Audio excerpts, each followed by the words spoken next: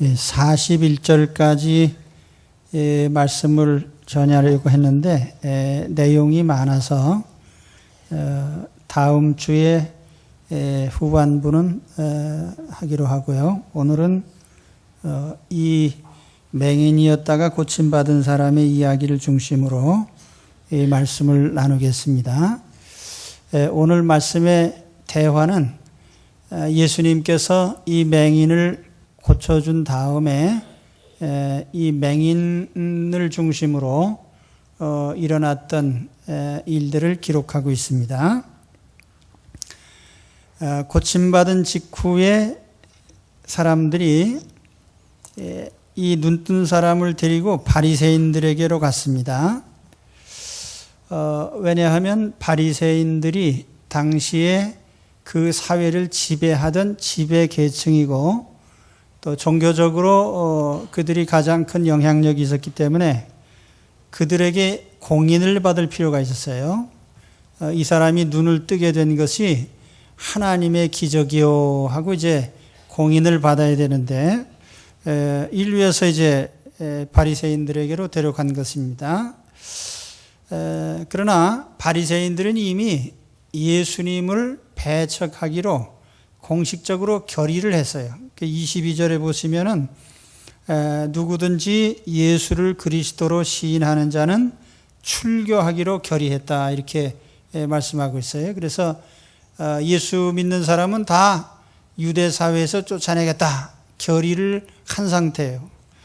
그렇기 때문에 이제 이 사람이 나타났을 때에 바리새인들은 예수를 거부하기 위한 어떤 꼬투리를 잡아야만 되었습니다. 그래서 초점을 맞춘 것이 안식일을 위반했다는 데에 초점을 맞췄어요.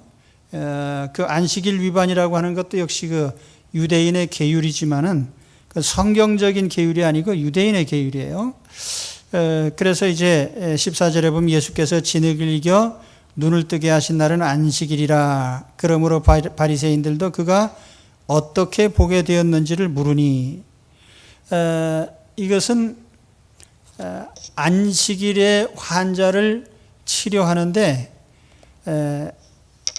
랍비들이 생각하기에 노동이라고 간주될 수 있는 방법으로 고쳐서는 안 되는 것입니다. 이게 좀 구체적으로 말하면 유대인의 전통인 미슈나라고 하는 계율이 있습니다.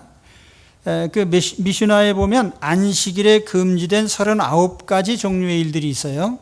그리고 그 39가지를 또 세칙이 또 많이 있습니다. 그래서 다 합치면은 거의 300가지에 가까운 세칙들이 있는데 그 중에 이제 이런 조항이 있어요. 우선 무엇이든지 반죽하는 일을 금한다. 이게 이제 미슈나에 있는 거예요. 그런데 침을 뱉어서 흙을 반죽했으니까 안 된 거죠. 안식일 노동죄에 해당하는 것. 또 한 가지는 물질을 섞는 일을 금한다.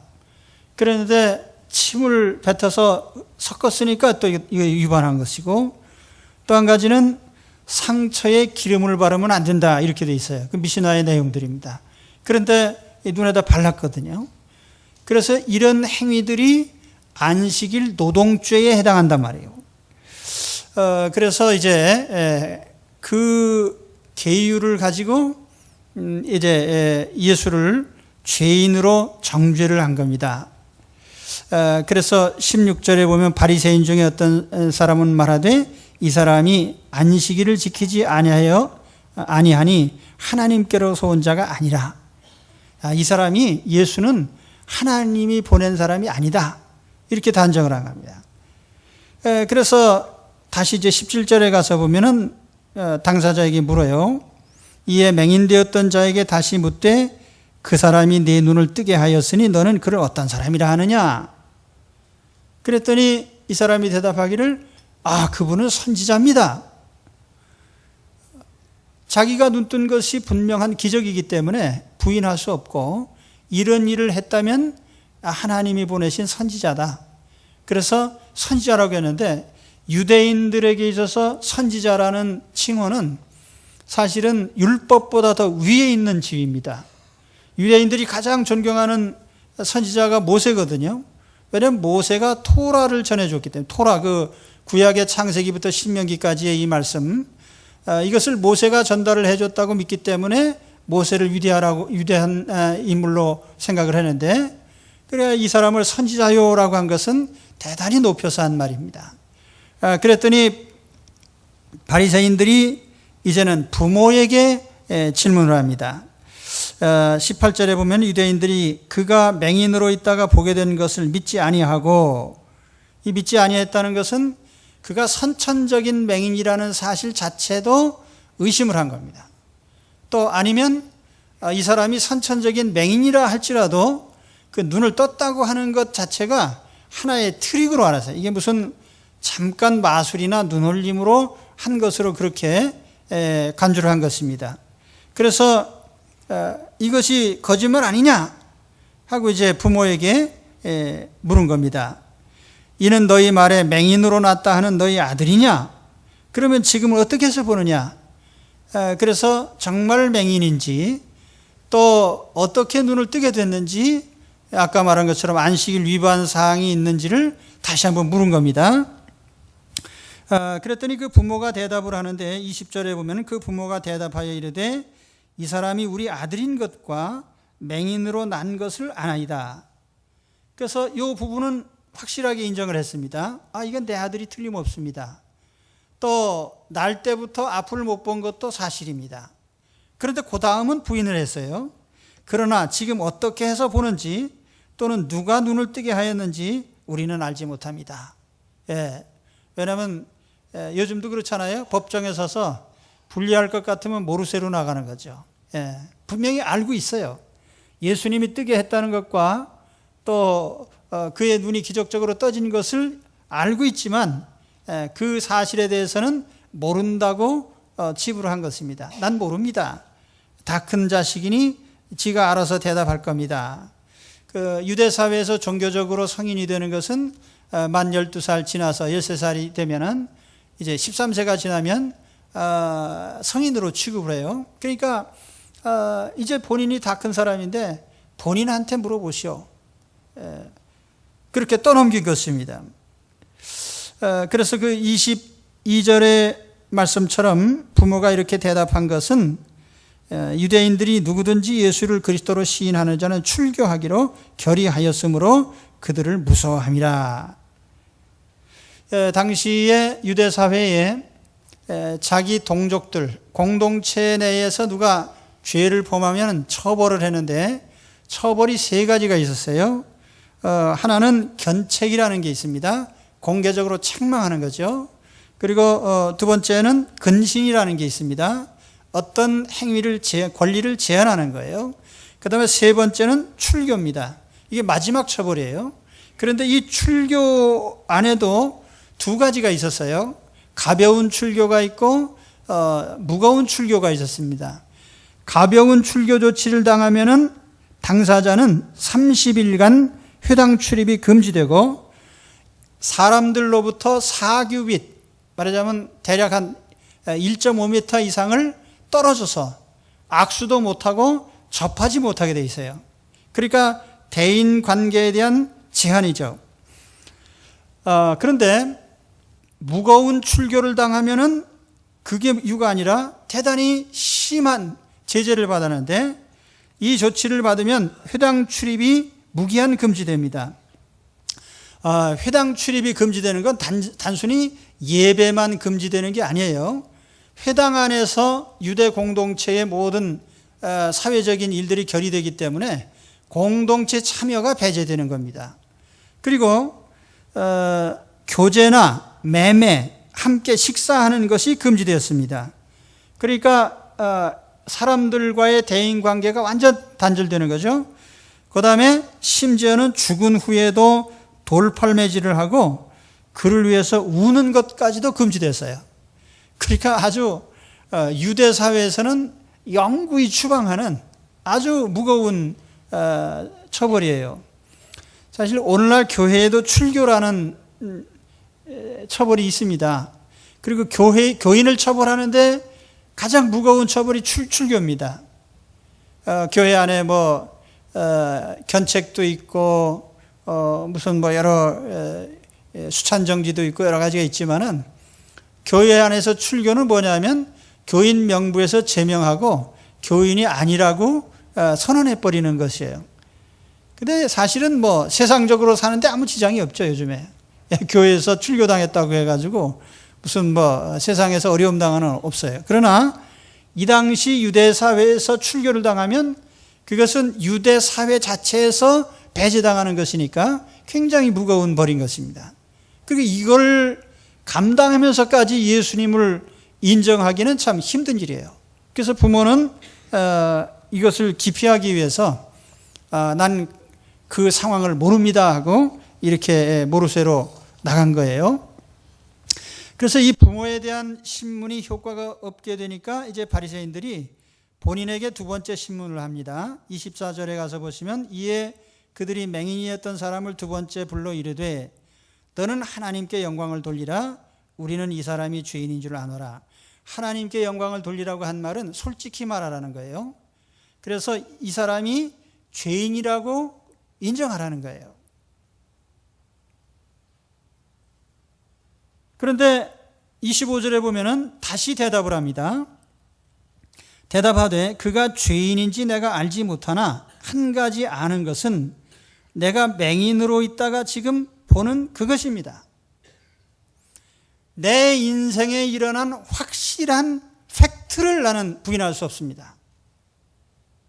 내가 맹인으로 태어났다가 이제 눈을 떴는데 그 사실 자체를 부인하라고 하면 그건 말이 안 되는 거예요. 그래서 체험신앙이 중요한 것입니다. 내가 예수 그리스도를 믿음으로써 내 삶에 명백히 일어난 변화에 대해서 그것을 굳이 부인할 필요가 있겠는가? 그래서 신앙은 하나의 팩트입니다. 내 삶이 구체적으로 변하는 거예요. 그래서 욥이 고백한 것이 뭐예요? 내가 귀로 듣던 하나님이 이제 눈으로 보는 하나님이 되었습니다. 오늘 여기 계신 여러분, 듣는 하나님이 아니라 이제는 내 삶의 변화가 일어나고 내 삶이 확실한 주님의 손길이 나타나서 부인할 수 없는 팩트로 나타나게 되기를 바랍니다. 그리고 거기서부터 우리의 긍정이 시작되는 거예요. 예수님에 대한 긍정.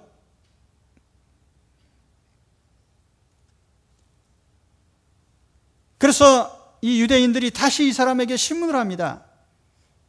26절에 보면 그들이 이르되 그 사람이 내게 무엇을 하였느냐? 어떻게 눈을 뜨게 하였느냐? 여전히 초점은 안식일 위반에다 두고 있습니다. 안식일 위반. 그러나 분명히 아셔야 될 것은 이들이 만든 미시너라고 하는 것은 성경의 해석서일 뿐 성경 자체가 아니에요. 해석이라고 하는 것은 계시받은 하나님 말씀이 아니기 때문에 그것은 인간적인 사상으로 얼마든지 덧칠해질 수 있는 거예요. 그래서 이들은 안식일 규정이라고 하는 성경에 덧붙여진 인간적인 그런 조목들로 말미암아 예수님을 정죄하려고 한 것입니다. 그래서 무엇을 하였느냐 하는 것은 그들의 미시나를 위반했느냐, 또 어떻게 눈을 떴느냐, 여전히 안식일 위반 행위를 꼬집으려고 하는 겁니다. 그래서 이 사람이 마지막으로 이제 결정타를 날리죠. 27절에 보면은 대답하되 내가 이미 일렀어도 그렇게 설명을 했는데도 왜 믿지 않고 자꾸 묻습니까? 어찌하여 다시 듣고자 하나이까? 그리고 한마디 하죠. 당신들도 그의 제자가 되려고 합니까? 당신들도 그의 제자가 되려고 합니까? 그 말 속에 은근히 자기는 이미 제자가 되고 있다는 점을 보여주고 있어요. 그러면 당신들도 제자가 되겠습니까? 은근히 비꼬는 거예요. 분명한 팩트를 부인하는 이들에게 더 이상 할 말은 없고 그분의 제자가 되시오. 의심스러우면 직접 만나서 그분의 제자가 되든지 안 되든지 결정하시오. 그랬더니 유대인들이 펄쩍 뛰면서 대답을 합니다. 28절에 보시면 그들이 욕하여 이르되, 욕을 했다는 것은 아마 이 망할 놈 같으니 뭐 하면서 아마 욕을 했겠죠. 예수님에 대한 욕설과 이 사람에 대한 욕설이 담겨 있는 거예요. 너는 그의 제자지만 우리는 모세의 제자니라. 하나님이 모세를 통해서 말씀하신 건 내가 인정하겠지만은 이 사람을 하나님이 보내셨다는 사실은 인정할 수 없다. 그래서 이 사람은 어디서 왔는지 알지 못하노라 그렇게 대답을 했어요. 모세의 제자라는 점은 유대인에게 있어서는 절대적인 겁니다. 그 유대인들은 항상 자기들이 모세의 제자라고 생각을 했어요. 왜냐하면 모세가 전해준 토라를 믿고 있기 때문에, 하나님의 율법을 전해준 사람이 모세이기 때문에 유대 사회에서 최고의 선지자는 모세입니다. 그 모세보다 더 위대한 자는 있을 수가 없어요. 그 모세의 제자 그러면 그건 최고의 신분을 나타내는 거예요. 그런데 여기 이 맹인됐다가 눈뜬 사람은 예수의 제자라고 하니까, 야, 어찌 감히 모세의 제자에 비교를 할 수 있겠냐? 너는 그러면 예수의 제자나 해라. 이런 식의 대답이죠. 경멸하는 말입니다. 여기 이 사람이라고 표현하는데 영문 성경에는 이 펠로우라는 말로 표현하고 있습니다. 그자, 그 작자, 뭐 이런 정도의 아주 경시하는 표현이죠.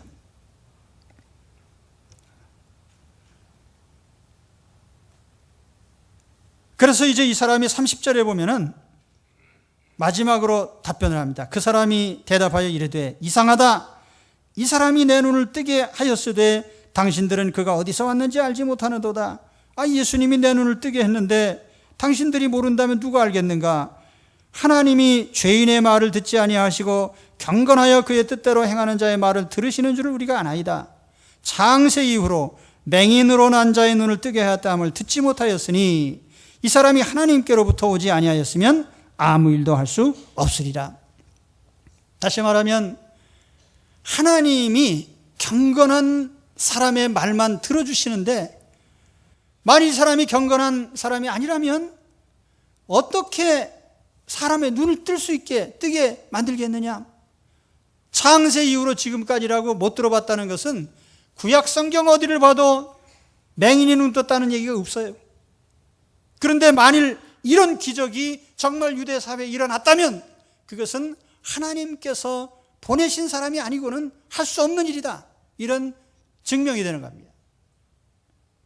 말하자면 논리적으로 성경을 근거로 해서 이 사람이 마지막 답변을 한 겁니다. 정말 당신들이 예수님을 인정하기 싫다면 내게 일어난 이 일에 대해서 반론을 제기해 보시오.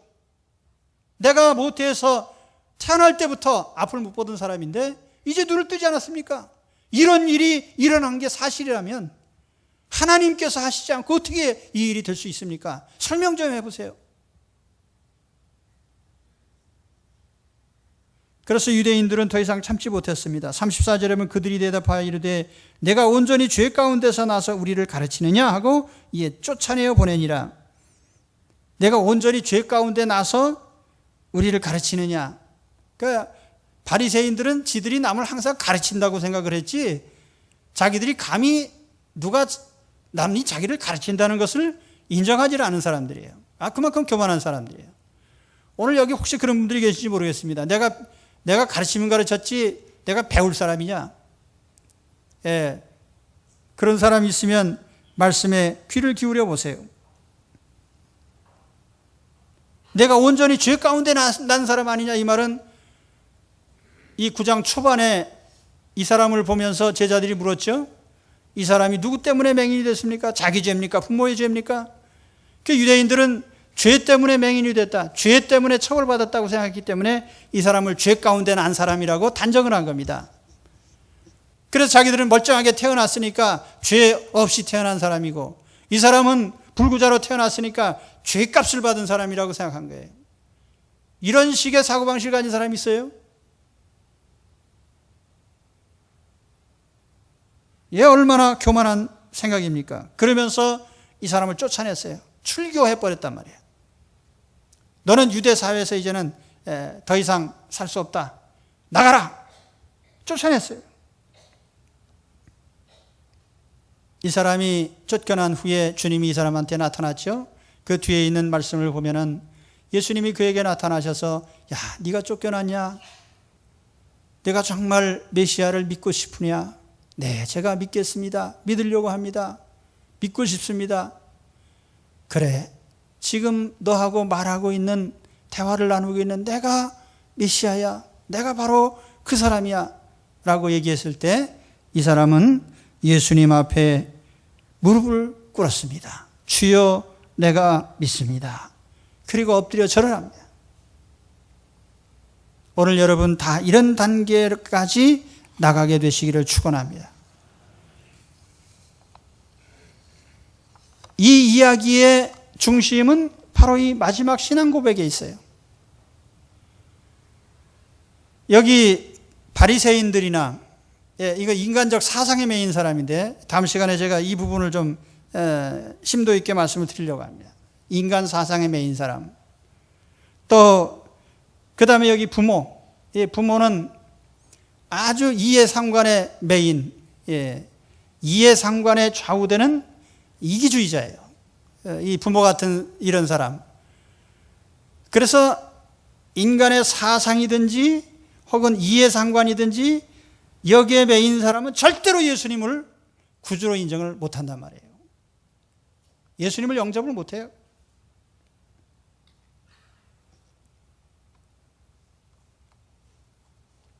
그러나 여기 눈 감았던 사람은 서서히 눈을 떠서 완전한 눈을 뜬 사람이 됩니다.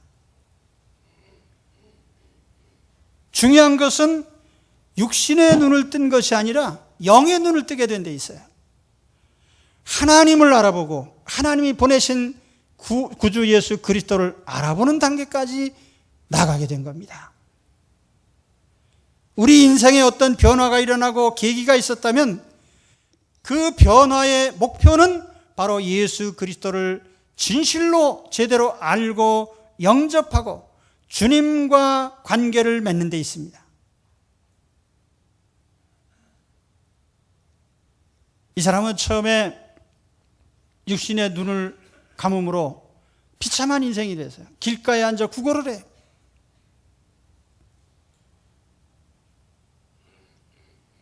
사람마다 아유, 저 사람은 어떻게 태어났길래 저렇게 불행한 인생을 살까? 개선의 여지가 없는 걸로 생각을 했어요. 그러나 그 사람에게 예수님이 다가오셨습니다. 예수님이 다가오셔서 그의 육의 눈을 뜨게 해주셨어요. 육신의 병을 고쳐주셨습니다. 여기서부터 이제 주님과의 관계가 시작이 되는 거예요. 육신의 눈을 떴어요. 얼마나 참으로 뛰고 즐거워하는 일입니까? 너무너무 좋은 거예요. 감았던 눈을 떴으니 이제 자기 멀쩡한 육체가 있고 얼마든지 일도 할 수 있고 자립할 수 있죠. 얼핏 보면은 더 이상 바랄 것이 없는 것 같은 인생입니다. 우리 예수 믿고 예수 그리스도 안에 들어요. 우리 교회 처음 나오신 분들 가운데 그런 체험자들이 가끔 계십니다. 어떤 기적적으로 병을 고친다든지 혹은 물질의 문제가 해결이 된다든지 인간관계가 풀린다든지 새로운 일자리가 생긴다든지 여러 가지 경험들이 생겨나요. 얼마나 좋은 일입니까? 기뻐 뛰며 즐거워하는, 그것으로 끝내서 되겠습니까? 그리고 그것은 시작에 불과한 거예요. 거기서부터 점점 나아가야 되는데 어디로 나가느냐? 예수님이 누구신지를 인식해가는, 예수님을 진정으로 하나님이 나에게 보내신 구주로 알고 주님과의 관계를 중심으로 해서 살아가는 주님의 사람으로 변화되는 것이 우리의 궁극적인 목표입니다. 그렇기 때문에 이 사람은 처음에는 눈뜬 것으로 만족했지만 그 다음에는 사실 이 사람 처음에 예수님이 누군지 몰랐어요. 눈 뜨고 난 다음에도 예수님이 어디로 가셨는지 누군지 잘 몰랐단 말이에요. 그 찾으려고도 안 했어요. 그러나 예수님이 다가와서 이제 너 왜 눈 떴느냐 하고 이제 바리새인들과 논쟁이 벌어졌잖아요. 그때 이 사람은 점점 예수에 대한 인식을 해가는 겁니다. 가만히 보니까 이분이 랍비 정도도 아니고 하나님이 보내신 선지자구나. 그 처음에는 선지자라고 했는데 그 다음에 하나님이 보내셨다는 확신을 가집니다. 분명히 하나님이 보내신 분이 아니면 이런 일이 일어날 수가 없습니다. 그리고 마지막에 예수 그리스도가 나타나셔서 내가 너를 고쳐준 그리스도다라고 했을 때 주여 내가 믿습니다. 주여 내가 믿습니다. 그리고 엎드려 절을 했어요. 경배하는 단계, 예배의 단계로 나가게 되는 거죠. 여러분, 이 예배라는 것은 그리스도에 대한 마지막 단계의 가장 중요한 절차입니다. 예수님을 구주로 인정하는. 따라해 봅시다. 주여 내가 믿습니다. 주여 내가 믿습니다. 이 신앙 고백을 하는 것이 최종적인 목표예요. 그리고 예수 그리스도를 구주로 믿는 이 믿음의 삶에서부터 이제 본격적인 영적인 삶이 시작이 된 겁니다. 여러분, 육신의 눈을 뜨는 데서 머물지 마십시오. 육신적인 것, 물질적인 것이 해결되는 선에서 신앙을 멈추지 마십시오. 그런 것을 계기로 해서 예수님을 믿게 되는, 예수 그리스도를 깊이 알고 주님과의 관계를 더 깊이 하고 맺어가는, 주님과의 삶을 함께하는 단계로 나가시기를 축원합니다. 그렇게 되다 보니까 이 사람이 예수님을 알아가는 과정에 걸림돌이 많아요. 예수님을 부인해라. 예수님을 죄인이라고 해라. 예수만 부인하면 유대 사회에 남겨주겠다. 세상적인 이권을 주겠다. 그래 이 사람은 그러한 박해들을 이겼습니다. 예수님을 결코 부인하지 않았어요. 이 사람이 정말 예수 그리스도 안에 참 잘한 점은 그가 비록 믿음이 없지만 예수를 부인하지 않았다는 거예요. 예수님을 죄인이라고 해라, 예수를 부인해라고 할 때 그는 끝까지 부인하지 않았어요. 이게 정말 중요한 겁니다. 오늘 예수 그리스도를 심중에서나마 부인하지 마십시오. 그래서 예수 그리스도가 나의 구주라고 하는 사실을 고백하는 단계로 나가시고, 예수는 나의 구주심이라는 고백이 날마다 있었어요. 우리 삶에 나타나기를 바랍니다. 그것이 우리의 삶을 진정으로 변화시키는 참다운 영적 삶의 시작이에요. 육신적인 삶으로부터 영적인 삶으로 넘어가는 과정이에요. 그래서 우리가 이 예수 믿어도, 교회 생활을 해도 물질에다가 초점을 맞추면 결코 영적 생활로 넘어가지 못해요. 항상 건강 문제 혹은 돈 문제에만 관심이 있다 보면 예수 믿는 것도 다 거기다 결부시켜요. 예수님 돈 주세요. 예수님 돈 떨어졌습니다. 그리고 돈 문제가 해결되면 주여 감사합니다. 끝장입니다. 더 이상 간섭하지 마십시오. 또 병 들었을 때 주여 주여 고쳐주십시오. 또 고침 받은 후에는 주여 감사합니다. 이제는 잠깐 작별하십시다. 제 삶에 더 이상 개입하지 마십시오. 자기 지위를 지키기 위해서 주님을 열심히 따라다니다가 지위가 회복되면 주여 이제 다 됐습니다. 이제 더 이상 내게 오지 마십시오. 모든 목표는 예수님과의 관계에 있습니다. 예수 그리스도를 구주로 믿고 의지하고 따라가고 매 순간 주님과 교제하는 삶으로 나가는 것이, 그것이 우리의 목표예요. 그것이 우리의 영적인 삶이에요. 물질적인 삶의 단계 신앙을 묶어 매지 마십시오. 이 사람이 육의 눈을 뜨고 끝냈다면 얼마나 참 불행한 일이에요. 그래서 예수님이 아주 극단적인 말씀도 했어요. 내 손을 자르고 발을 자르고 천국에 가는 것이 사지가 멀쩡해서 지옥에 떨어진 것보다 낫지 않겠느냐. 우리 눈에 보이는 것 때문에 예수 믿는 게 아니에요.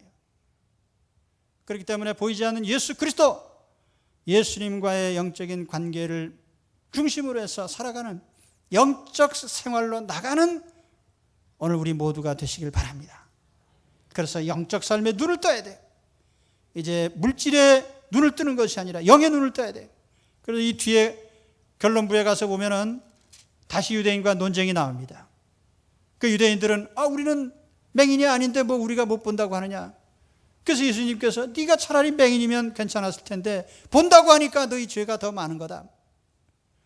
오늘 여러분 육의 눈은 멀쩡하지만 영의 눈을 감은 영적 장님이 되지 마시고요. 예수 그리스도를 따라감으로써 영의 눈이 열리고 그래서 영적 삶이 시작되는 축복된 분들이 되시기를 축원합니다. 그래서 다 육의 눈도 뜨시고 영의 눈을 활짝 뜨게 되시기를 주의 이름으로 축원합니다. 기도하겠습니다. 하나님